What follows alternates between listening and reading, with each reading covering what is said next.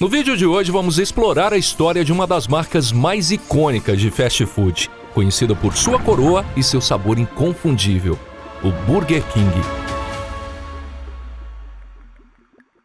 Em 1957, período em que o McDonald's estava expandindo rapidamente, uma empresa pouco conhecida da Flórida chamada Instaburger estava à beira da falência, lutando para se manter funcionando. No entanto, essa mesma empresa fracassada acabaria se transformando no que conhecemos hoje como Burger King. Atualmente, o Burger King fatura bilhões de dólares anualmente e opera em mais de 100 países ao redor do mundo. Sua ascensão é uma história impressionante, embora envolva um episódio curioso de destruição de equipamentos com o machado. Apesar da história do Burger King ser inspiradora, há também um lado sombrio, pois o segredo do sucesso do Burger King foi roubado.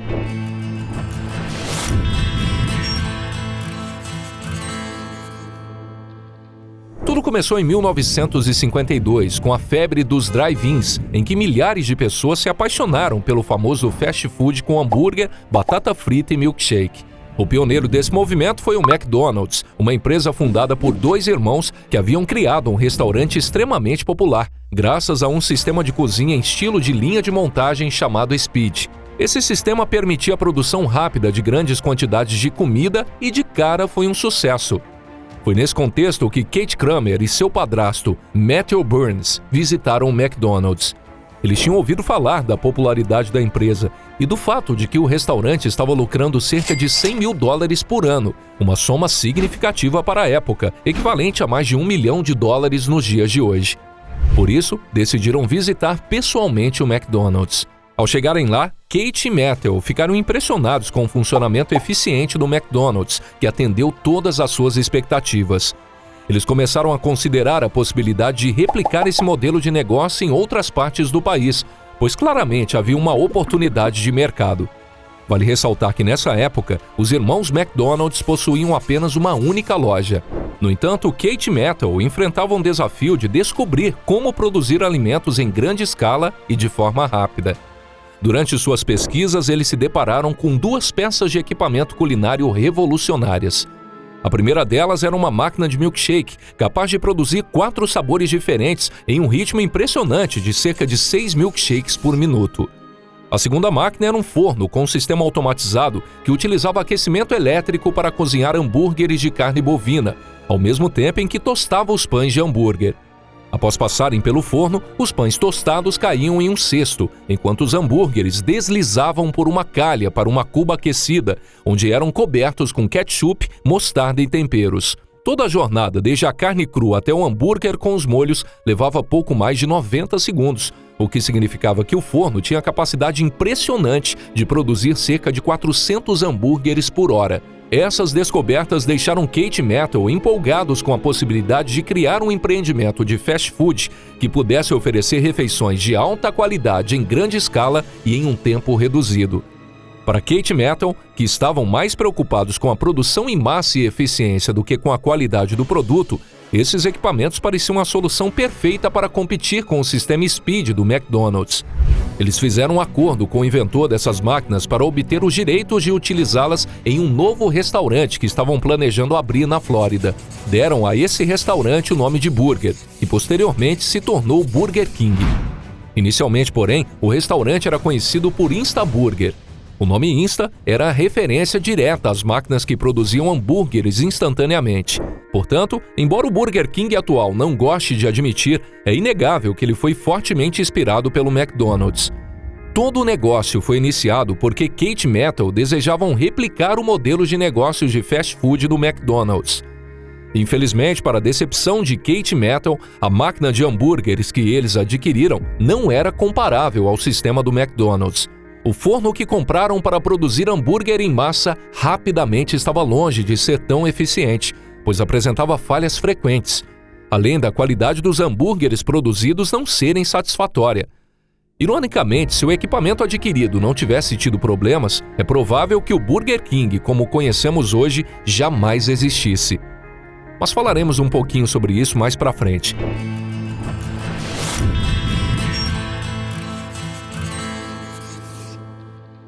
Enquanto o primeiro restaurante de fast food estava em construção em Jacksonville, em 1953, Kate e Metal acabaram encontrando sem intenção seu primeiro franqueado, David Egerton. Na verdade, David estava no processo de se tornar um franqueado da Dairy Queen quando se deparou com o restaurante Instaburger ainda em construção. Por engano, David achou que o edifício incompleto seria uma nova filial da Dairy Queen e parou para conversar com Kate Metal, pensando que eles estavam prestes a se tornar proprietários de uma Dairy Queen também. No entanto, Kate e Metal explicavam que estavam, na verdade, construindo uma nova cadeia de restaurante chamada Instaburger. Percebendo uma oportunidade, os fundadores do Instaburger começaram a vender sua ideia para David.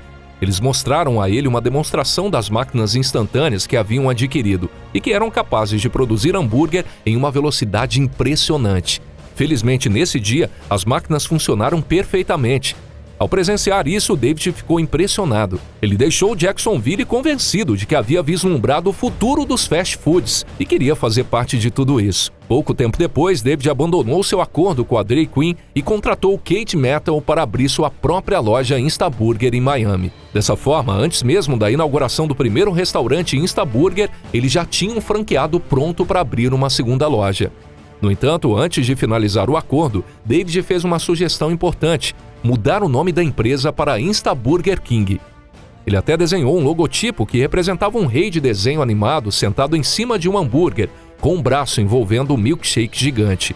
Deixou um esboço do logotipo para Kate Metal e sugeriu que eles o utilizassem para fazer um registro de marca. A palavra King adicionava um toque a mais para a marca, e ter um personagem associado a ela tornava muito mais única do que um simples hambúrguer de fast food. Assim, quando a primeira loja foi inaugurada em Jacksonville, em abril de 1953, o restaurante exibiu um grande letreiro acima do telhado com o logotipo e o nome sugerido por David. O Instaburger King estava oficialmente em funcionamento e o futuro parecia promissor. Um ano após a abertura da loja em Jacksonville, Kate Metal começaram a fazer propaganda para atrair mais franqueados. Eles distribuíam panfletos afirmando que o Instaburger King era o maior avanço no setor alimentício dos últimos 50 anos. O anúncio sugeria que o investimento de $20 mil em uma franquia como a deles poderia se pagar em apenas um ano. Se alguém tivesse visto um desses panfletos na época, poderia ter acreditado que essa era uma grande oportunidade de investimento. Porém, infelizmente, teria sido enganado e provavelmente teria perdido muito dinheiro.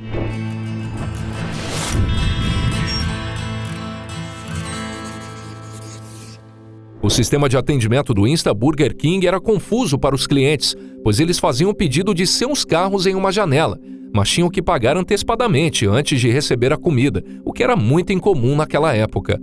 Os clientes recebiam um ticket com um número para cada item comprado e o levavam para uma segunda janela separada para retirar os itens.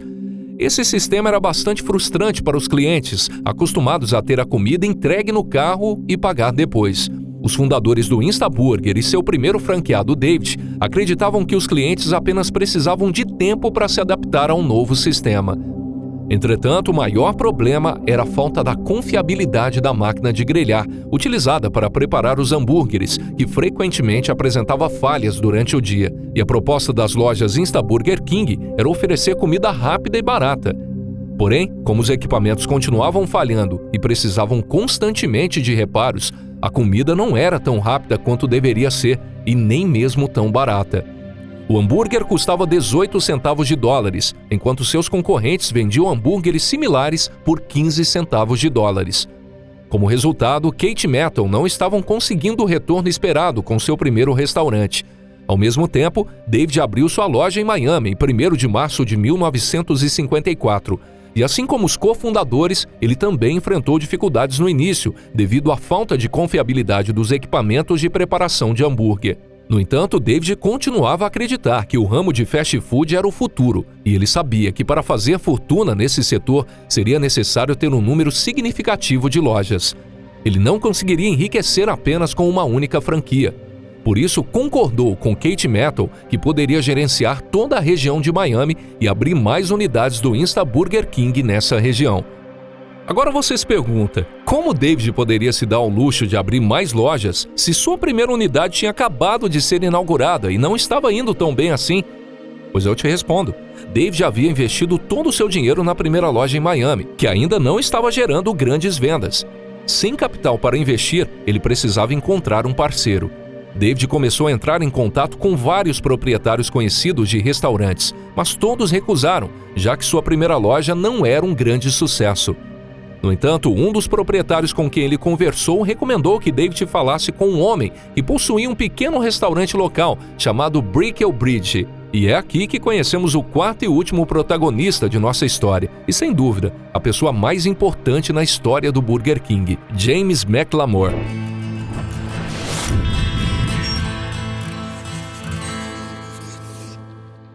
James McLamore teve um início de vida difícil. Ele nasceu em 1926 em uma família relativamente rica na cidade de Nova York. No entanto, seu pai perdeu toda a fortuna da família na crise da Bolsa de Valores de 1929. Enquanto isso, a mãe de James foi internada em um hospital psiquiátrico. James nunca mais teve contato com sua mãe, já que as crianças não podiam visitá-la. Talvez tenha sido melhor assim, considerando que nos anos 30, esses hospitais pareciam saídos de um filme de terror. É importante lembrar que em 1930, uma das principais formas de tratamento para problemas de saúde mental era a lobotomia, um procedimento que envolvia literalmente cortar as conexões cerebrais. Após o pai de James perder o emprego devido à Grande Depressão, eles se mudaram para a fazenda da avó de James. No entanto, o incêndio devastou toda a cidade. A avó foi obrigada a vender a maior parte de seus bens para que a família tivesse dinheiro suficiente para sobreviver. Apesar das perspectivas sombrias para o futuro, James trabalhou arduamente e conseguiu ingressar na Universidade de Cornell. Ele se formou em 1947, adquirindo conhecimento em gestão e negócios. Com o dinheiro economizado, James conseguiu abrir seu próprio restaurante, chamado Bricklebridge, localizado em Miami, na Flórida. Embora o restaurante não fosse nada especial, começou a gerar um lucro modesto. Foi nessa época que James foi apresentado a um homem chamado David, o primeiro franqueado do Insta Burger King. David estava gerenciando sua primeira unidade do Insta Burger King há apenas 3 meses e veio então a James com a ideia de entrar em um negócio conjunto para abrir mais lojas do Insta Burger King. David explicou que tinha o direito de abrir mais unidades em Miami e que só precisava de um parceiro de negócios para ajudá-lo. James gostou bastante da ideia. Além de se darem muito bem, tanto David quanto James eram formados pela Universidade de Cornell e concordavam que gerenciar um único restaurante não era o futuro que desejavam. Em vez disso, eles viam a possibilidade de possuir uma cadeia de restaurantes fast food como o caminho mais lucrativo, e a parceria parecia ser a maneira mais rápida de alcançar esse objetivo. David estimava que sua primeira unidade do Insta Burger King estava gerando um lucro de 28% nas vendas, um número significativo para um restaurante pequeno. Diante disso, James quase concordou em se juntar à empresa, mas pediu para revisar as demonstrações financeiras e ver os lucros por si mesmo. Porém, James descobriu que a contabilidade e a organização não eram os pontos fortes de David.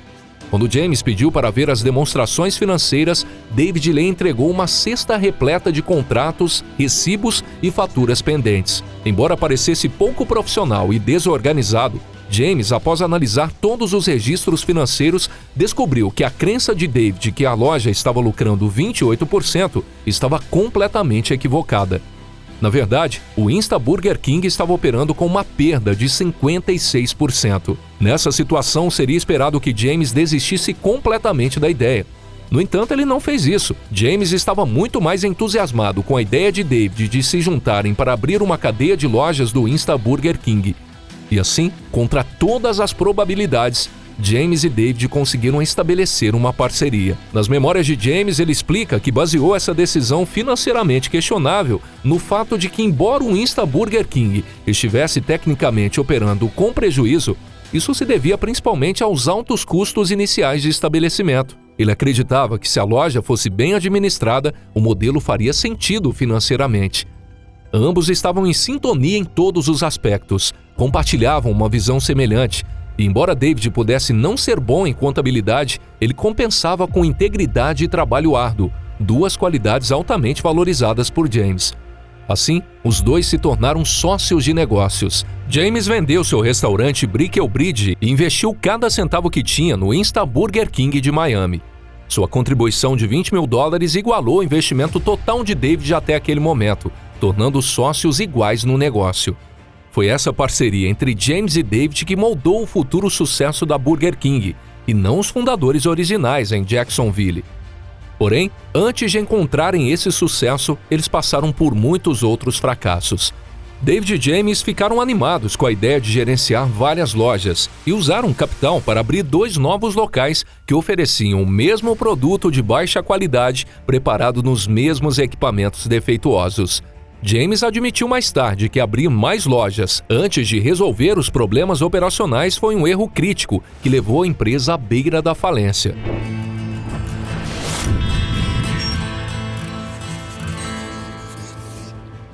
Para evitar a falência do restaurante, James conseguiu convencer Iver Fruhoff, um amigo rico do seu sogro, a investir $65 mil em troca de metade no negócio. Harvey, que havia deixado sua empresa que rendia $200 milhões por ano, pôde facilmente arriscar $65 mil nesse novo empreendimento. No entanto, em vez de reduzir as suas dívidas pagando os empréstimos existentes, os sócios abriram mais 3 estabelecimentos no sul da Flórida. No final de 1956, o restaurante Insta Burger King de Miami estava enfrentando graves problemas financeiros. Porém, a sorte de James e David estava prestes a mudar de uma forma inesperada. Durante o movimentado turno de almoço, uma das máquinas tinha quebrado e ficado fora de serviço até ser consertada, resultando na perda de clientes. David estava extremamente frustrado, pois havia acabado de consertar a máquina. Sua frustração era tanta que ele pegou um machado de sua caixa de ferramentas e literalmente destruiu a máquina. James achou a situação um tanto engraçada, já que também não gostava da máquina devido a todos os problemas que ela causava, mas ele também estava preocupado de ficarem sem o equipamento por tempo indeterminado. David não tinha intenção de gastar dinheiro em outra máquina milagrosa que funcionasse mal. Em vez disso, ele prometeu construir uma máquina melhor com a ajuda de um mecânico local.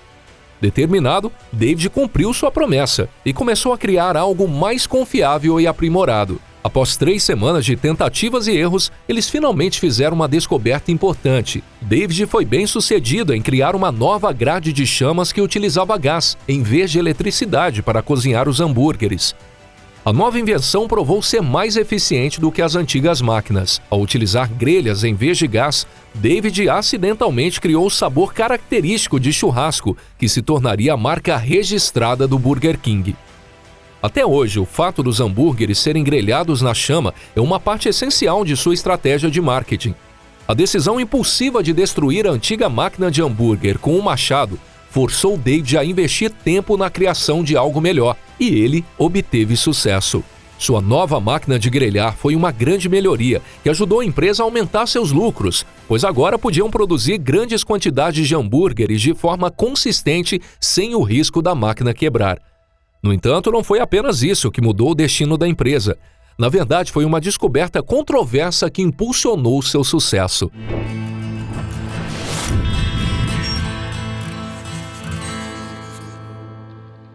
Com a nova máquina para fazer hambúrgueres, eles estavam obtendo resultados positivos e decidiram visitar os fundadores originais do Insta Burger King em Jacksonville. As coisas não estavam indo bem para Kate Metal. Eles ainda não sabiam por que o conceito do Insta Burger King estava falhando e erroneamente concluíram que a localização era responsável pelo baixo número de vendas. Sua solução foi adquirir um food truck para seu próximo restaurante. A ideia era que, caso as vendas não fossem satisfatórias em determinado local, eles simplesmente fechariam a loja e se mudariam para outra região, onde pudessem ter melhor desempenho. Foi por esse motivo que David e James foram até lá para verificar se essa ideia seria algo que deveriam implementar em seus restaurantes em Miami. No entanto, após 2 horas sentados em frente ao food truck, o restaurante não conseguiu atrair nenhum cliente. Literalmente, ninguém comprou nada. Então James decidiu dar uma volta pela área local e a uma quadra onde estava o novo Insta Burger King, James encontrou um quiosque de hambúrguer com uma fila de clientes ao redor. Intrigado, ele decidiu se juntar à fila e, enquanto esperava, notou que quase todos estavam pedindo um saco cheio de hambúrgueres. Eles eram muito maiores do que os vendidos pelo Insta Burger King concorrentes, como o McDonald's. James comprou 2 enormes sanduíches e voltou para dar a David também. Depois de experimentarem, David e James concordaram que era o melhor hambúrguer que já haviam provado. Durante a viagem de volta a Miami, James sugeriu a David que eles precisavam criar um hambúrguer igual para suas próprias lojas, e ele até então tinha um nome perfeito para isso. Whopper era um nome que transmitiria o tamanho do seu novo hambúrguer, que seria bem maior que os outros.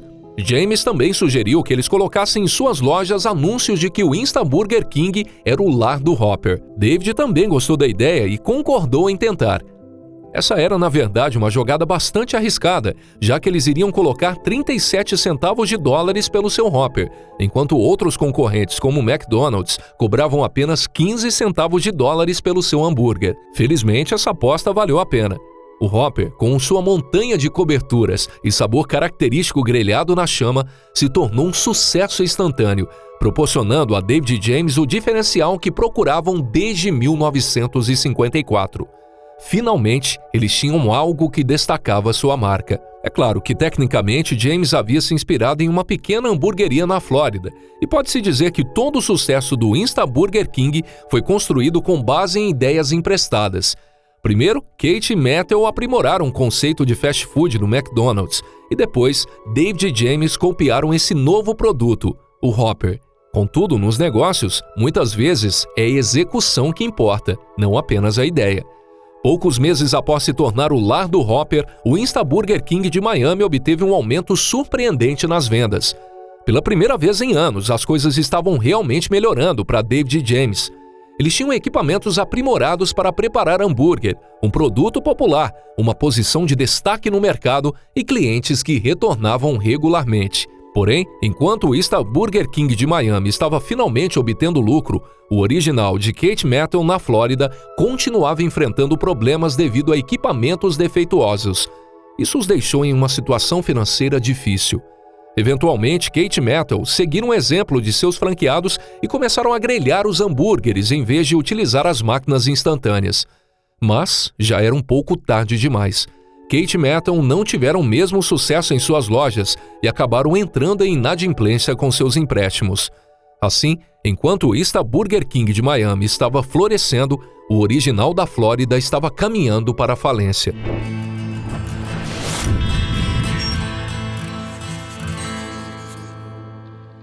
Em 1959, os restaurantes Insta Burger King em Miami obtiveram um aumento significativo nas vendas, chamando a atenção de pessoas em todo o país. Turistas e empresários que visitavam o sul da Flórida reconheceram o potencial do negócio e frequentemente perguntavam sobre a possibilidade de abrir franquias em outras partes do país. No entanto, na época, David e James não tinham permissão para vender unidades fora do seu território, conforme acordado com Kate Mattel. Nessa mesma época, Kate e Mattel entraram em inadimplência com seus empréstimos. Isso significa que a pessoa que lhes concedeu os empréstimos, chamada Ben Stein, assumiu o controle do Insta Burger King. Entretanto, Ben tinha pouco conhecimento sobre a indústria de fast food e não estava interessado em administrar o negócio. James percebeu que essa era uma oportunidade única. Ele abordou Ben e propôs a ideia deles se tornarem proprietários dos direitos de franquia da empresa, tanto a nível nacional quanto internacional. Em troca, Ben receberia 15% de todos os lucros gerados, sem precisar trabalhar ativamente. Basicamente, David e James ficaram encarregados de administrar tudo e teriam controle total da empresa, enquanto Ben receberia 15% dos ganhos. Esse acordo foi benéfico para ambas as partes e os contratos foram assinados no final do ano de 1959, o que significava que David e James finalmente tinham controle total das operações do Insta Burger King. Na verdade, eles já estavam liderando a empresa há anos, pois embora Kate Mattel merecessem créditos por iniciar o negócio, foi David quem inventou o nome e desenvolveu o melhor equipamento para cozinhar hambúrguer, enquanto James criou seu produto mais popular. Com esse acordo, David e James deram um salto crucial de franqueados para franqueadores, o que significava que eles poderiam vender lojas para outras pessoas em todo o mundo e teriam o poder de tomar as grandes decisões sobre o futuro da empresa. Uma das primeiras mudanças realizadas foi a da remoção completa da palavra Insta do nome, já que não estavam mais usando as antigas e problemáticas máquinas instantâneas. Assim, a empresa se tornou oficialmente conhecida como Burger King, a casa do Whopper. Agora que David e James estavam plenamente responsáveis pelo negócio, seus objetivos eram se tornarem a maior franquia de fast food do país. o que significava de alguma forma acompanhar o crescimento do McDonald's. Em 1962, o Burger King abriu 7 novas lojas e registrou um lucro líquido de 73.058 dólares. Em comparação, o McDonald's abriu 107 novos locais e obteve um lucro de 439.310 dólares. Era evidente que havia uma grande diferença a ser superada. No entanto, em 1965, o Burger King reduziu essa diferença para uma proporção de 2:1 e estava a caminho de alcançar 750 mil dólares no ano seguinte. James calculou que eles estavam cerca de 3 anos atrás do McDonald's em termos de escala, mas em termos de crescimento estavam acompanhando o ritmo estabelecido pelo líder do setor e, de acordo com alguns indicadores, como a abertura de novas lojas, estavam até mesmo ganhando terreno. James ficou entusiasmado, pensando que talvez conseguissem alcançar o McDonald's em alguns anos e tornar o BK o número 1. No entanto, tudo mudou em abril de 1965, quando o McDonald's abriu seu capital inicialmente com o preço de 22 dólares por ação. Ao final do dia, o valor das ações atingiu 30 dólares e no final do mês chegou a 49 dólares por ação, continuando a subir constantemente nas 3 décadas seguintes. O enorme sucesso do McDonald's no mercado de ações significava que a corrida pela supremacia entre o Burger King e o McDonald's havia terminado antes mesmo de começar. James, por outro lado, acreditava que eles só precisavam da parceria certa para competir com o Mac, alguém com muitos recursos.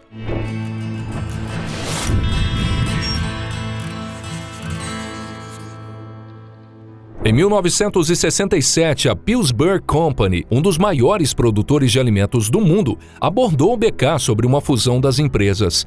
James ficou entusiasmado com a ideia de fazer um acordo, pois acreditava que a Pillsbury poderia abrir o capital da empresa ou financiar o crescimento exponencial necessário para acompanhar o ritmo do McDonald's. Entretanto, seu parceiro de negócios David acreditava que seria melhor para o Burger King manter seu rumo e permanecer independente em vez de ceder o controle a outra empresa. David também estava ciente de que James, na época com 41 anos, estava sendo pressionado por sua esposa Nancy para dedicar mais tempo à família. Ao fazer um acordo com uma grande empresa como a Pillsbury, James e David teriam mais suporte para gerenciar o negócio e assim teriam um pouco mais de tempo livre. Afinal, eles trabalhavam incansavelmente nessa empresa há anos, e David viu o mérito da fusão nessas circunstâncias. O acordo proposto pela Pillsbury exigia que James permanecesse como presidente e CEO por pelo menos 5 anos. Seu salário aumentaria de 32.500 dólares por ano para 67.500 dólares por ano, o que equivalia a cerca de 600 mil dólares atualmente. Além disso, ele teria total autonomia para continuar a administrar o Burger King da maneira que considerasse melhor. No entanto, o aspecto mais importante era que a Pillsbury concordou verbalmente em fornecer ao BK acesso aos seus recursos. Isso significava que James poderia delegar algumas das viagens e operações diárias a outras pessoas, permitindo-lhe ter um pouco mais de tempo com Nancy e seus filhos. Dessa forma, o negócio foi acordado e a Pillsbury adquiriu o Burger King e seus 247 restaurantes por 18 milhões de dólares. O acordo também resultou em James, David e seu outro investidor Harvey possuírem 10% da Pillsbury Company. Tratava-se de uma grande empresa e os 3 se tornaram muito ricos. No entanto, o negócio não se revelou a parceria perfeita que David e James esperavam, pois rapidamente ficou evidente que a Pillsbury não tinha a intenção de permitir que a empresa funcionasse de forma totalmente autônoma, como haviam sugerido inicialmente. Como resultado, eles se envolveram ativamente nas decisões tomadas pela Burger King. Em 21 de agosto de 1969, David renunciou tanto ao Burger King quanto à Pillsbury Company. Ele permaneceu no ramo de restaurantes ao longo do meio século seguinte, desenvolvendo novos conceitos e investindo em outras franquias, incluindo vários concorrentes do BK. James, por outro lado, optou por permanecer na Pillsbury por um período mais longo e continuou a pressioná-la para que o Burger King abrisse o capital ou reestruturasse seu modelo de franquia de forma que se assemelhasse mais ao do McDonald's. Infelizmente, a administração da Pillsbury não estava disposta a correr os mesmos riscos. A Pillsbury considerava que o crescimento do Burger King tinha sido muito rápido, o que levou os franqueados a se tornarem muito independentes. Portanto, eles decidiram frear o crescimento e diminuir o ritmo até que a situação dos franqueados fosse resolvida. Para contextualizar, em 1968, um ano após a fusão com a Pillsbury, o Mac abriu 109 restaurantes, enquanto o BK abriu 108. Porém, em 1972, o McDonald's estava inaugurando uma nova loja todos os dias. Desapontado com a abordagem mais lenta de crescimento adotada pela Pillsbury, James decidiu se afastar após o cumprimento do seu contrato de 5 anos. Mas continuou a atuar como consultor e embaixador da marca Burger King até sua morte em 1996. Na época em que James se aposentou, em 1972, o número de restaurantes Burger King em funcionamento no mundo quase triplicou em relação ao que ele e David haviam vendido a Pillsbury 5 anos antes. Isso mostra que a empresa continuou sendo bem-sucedida. No entanto, os planos mais conservadores da Pillsbury para um crescimento estável não correspondiam à enorme ambição e aos planos de expansão de James e David. Ao se expandir rapidamente, a Burger King não foi capaz de monitorar cuidadosamente todos os seus locais de franquia. Isso resultou em uma experiência inconsistente entre as diferentes lojas, e a Pillsbury buscava tornar tudo mais uniforme. Assim, eles iniciaram um plano chamado Operação Fênix, que teve início quando contrataram Donald Smith, um executivo de alto escalão do McDonald's. Smith trouxe consigo várias mudanças importantes para o BK, aplicando as lições que havia aprendido durante o seu tempo no McDonald's. Uma das mudanças foi a aquisição de mais terrenos onde as lojas do BK seriam construídas, para que pudessem ser alugados aos franqueados. Isso deu mais controle para a empresa e criou uma nova e significativa fonte de receita. Smith também expandiu o menu, criou novos designs para as lojas e ajudou a padronizar a aparência de todos os restaurantes.